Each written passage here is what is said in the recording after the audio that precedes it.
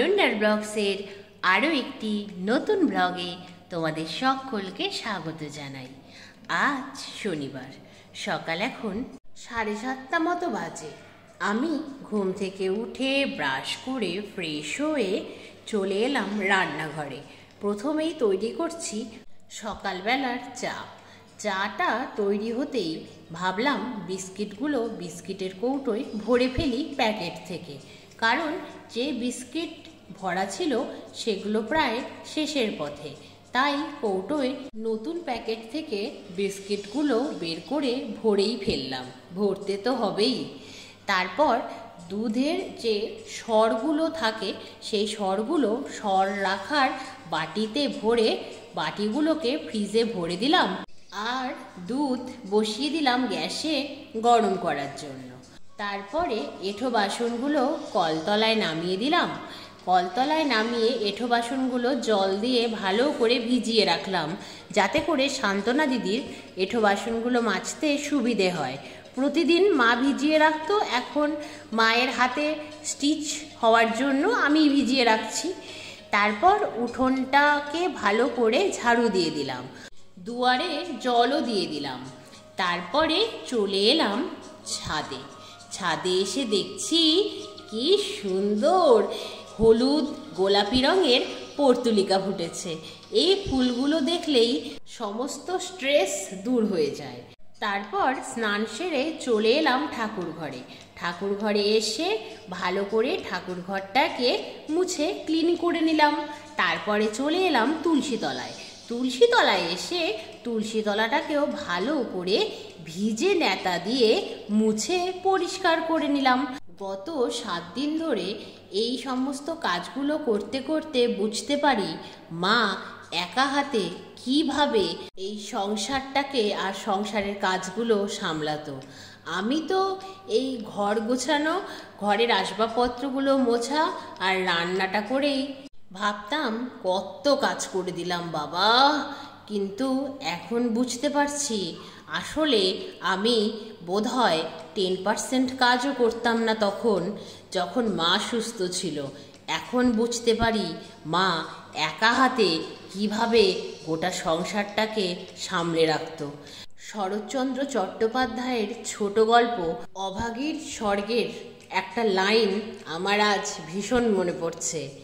এই 2 ঘন্টার অভিজ্ঞতায় কাঙালি বুড়া হইয়া গিয়াছিল।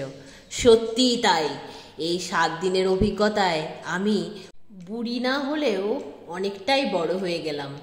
আমি এখন বেশ ভালোভাবে বুঝতে পারছি মা ঠিক কিভাবে একা হাতে সব দিক সামলায়। মায়ের অসুস্থতা আমাকে কঠোর বাস্তবের মাটিতে এনে দাঁড় করিয়েছে। এখন আমরা অনেক জায়গায় পড়েওছি, আমি তো এটা বিশ্বাসও করি যে বিপদে পড়লেই মানুষকে চেনা যায়, বিপদে পড়লেই আসল বন্ধু চেনা যায়।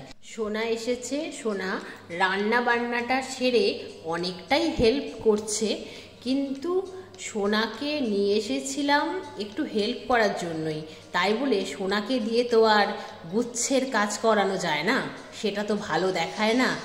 এখন আমি ব্লগটা পর্যন্ত ঠিকঠাকভাবে একদিনে এডিট করার সময় পাচ্ছি না, তাহলে মা কিভাবে সব দিকটা ম্যানেজ করতো, ইভেন রান্নাটাও। এখন আমি ভালোভাবেই বুঝতে পারছি সত্যি মা অসুস্থ না হলে সমাজের এই দিকটা আমার দেখাই হতো না, যে একজন গৃহবধূ কিভাবে সব দিক সামলে চলে, যার কোনো ছুটি হয় না। মা অসুস্থ হওয়ার পরে আমি যেমন বাস্তব চিনতে শিখলাম, তেমনই শিখলাম নিজের প্রকৃত বন্ধুকে চিনতে। অনেক না জানা ব্যাপার আজ আমার জানা হয়ে গেল। বলে না, যতদিন বাঁচি ততদিন শিখি, সত্যিই তাই। সংসারের, সমাজের এই দিকগুলো আমার অজানাই ছিল।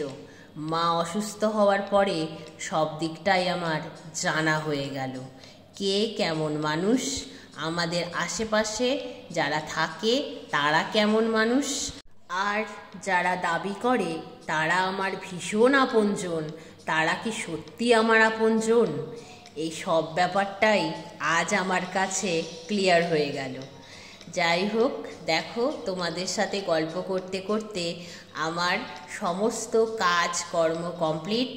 তারপর সন্ধে হতেই আমি চলে এসেছি বাজারে।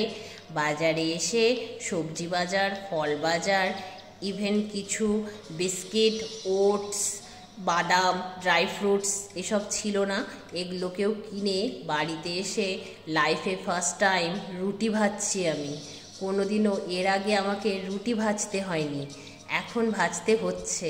হ্যাঁ, আমি জানি পারফেক্ট তো হচ্ছেই না, আদতেই ভাজাটা হচ্ছে কি না আমি সে ব্যাপারেও কনফার্ম নই। মা খেয়ে কনফার্ম করলে বুঝতে পারবো যে আমি করতে পারলাম। মাকে রুটি ভাজতে দেখেছি, আমি আটাটা মাখতে পারি, এটা তোমরা সবাই জানো, কিন্তু কোনোদিনও রুটি ভাজিনি।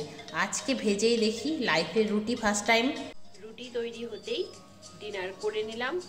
তারপর রান্নাঘরে যাবতীয় কাজগুলো কমপ্লিট করে এই জাস্ট ঘরে এলাম। এখন বিছানাটা রেডি করে নেব, তারপর শুয়ে পড়বো।